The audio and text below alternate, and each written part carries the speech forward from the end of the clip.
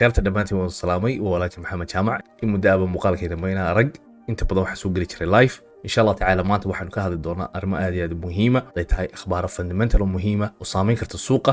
taxliisha insha allah tacaala bitcoin-ka iyo waxyaabo kalena waan isla eegi doonaa haddaad nagu cusub tahayna waxaan kaa codsanaya inaad like iyo subscribe channelka noo saartid adigoo mahadsan xayaakum allah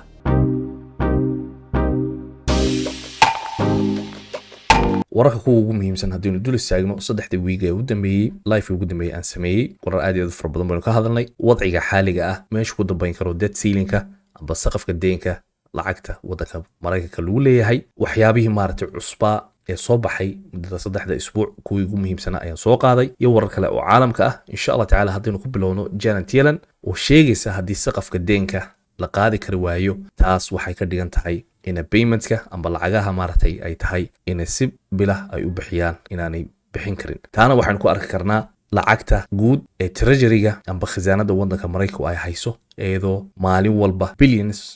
billions of dollar hoos u dhacayso kolba taana xaqiiqatan waxa weeye arrin aad iyo aad maaragtay suuqyada u saameyn karta haddii lacagta ay ka dhamaato khisaanada sidaynu ognahay lacag kale ma daabici karaan hadday daabacaanna inflationka iyo sicir bararka ay sii kicinaysa arrintaasi oo wareer kale ay u geli karaa waddanka Mareykanka taana siday ku sheegeen shalay markii ay ka hadlayeen Fedku ina ay tahay possibility in waddanka Mareykanka uu galo recession amba dhaqaale burbur nihaayada sanadka marka xaqiiqatan waxyaabo aad iyo aad u fara badan ayaa maaragtay isbedelaya jumhuuriyiintii iyo dimuqraadiyadii labada maaragtay xisbi oo imaka isku shidaya oo weli aan qaraar aan gaadhin laakiin xalka kale ee waddanka Mareykanka ay haystaan imaka amba madaxweynaha Joe Biden waxa weeye in ay samayn karaan amba fikradda ay ku fikirayaan inay sameeyaan token taas oo fikradda dabcan halka ka qaatan inuu kulligeen wada ognahay dhinaca cryptocurrency-ga amba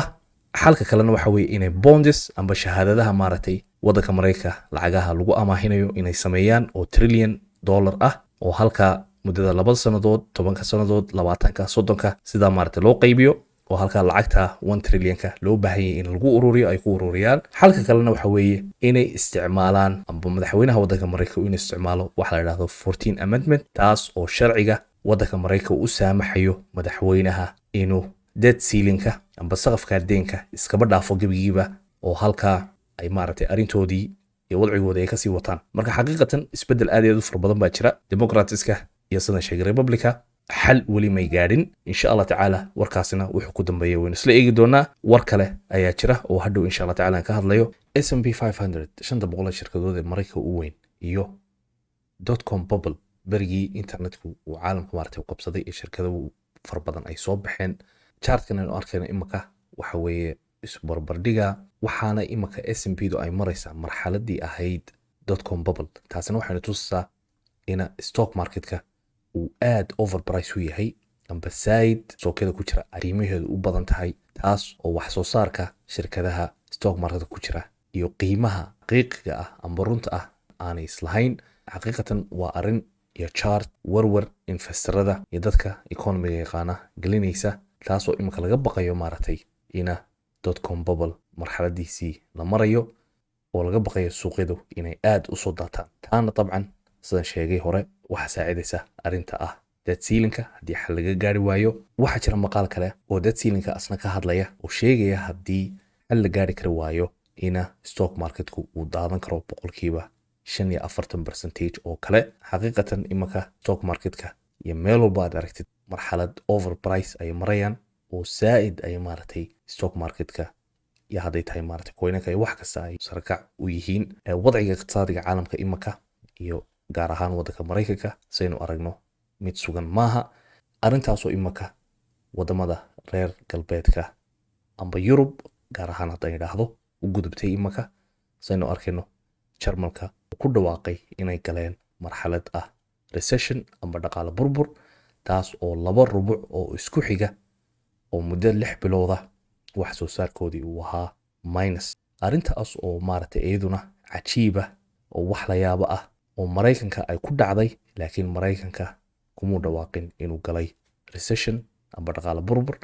warkii mardhoweed ayna tusayna Fedka wuxuu sheegayaa inuu waddanka Mareykanka uu gali karo recession amba dhaqaale burbur sanadkan dhamaadkiisa marka su'aasha imika isweydiinta leh waxa weeye waddanka Mareykanka already ma ku jira recession maadaama hore aynu aragnay 2 rubuc 6 bilood oo isku xigta oo wax soo saarka waddanka maraykanka uu ahaa minus. xaqiiqatan yani waa wax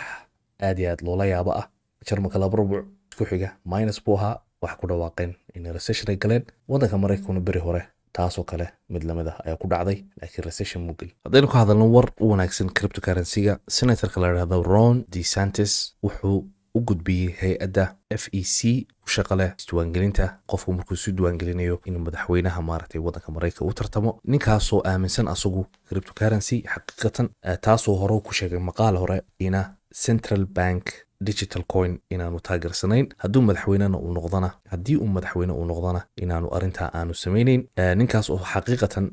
mujtamaca cryptocurrency ay aad u jecel yihiin oo ay danaynayaan maaragtay inuu noqdo madaxweynaha soo socda ee waddanka maraykanka. insha allah waynu rajaynaynaa inuu ninkaas ku guuleysto, inkastoo ay adag tahay oo weli waddanka maraykanka government ahaan intooda badan ay diidan yihiin maaragtay dadku inay ka xoroobaan nidaamka maaliga ee waddanka maraykanka ay dhisteen. warar kale ee yurubta kale kasoo baxay sida ruushka oo kale haddaynu eegno, ruushka oo imika bilaabay inuu nuclear weaponkiisa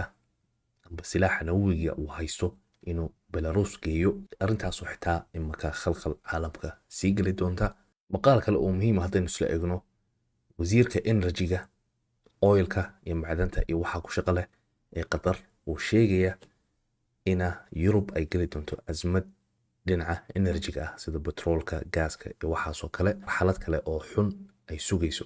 xaqiiqatan caalamka mashaakil aad iyo aad u fara badan baa ka jira, hadday tahay geopolitics, dagaalo,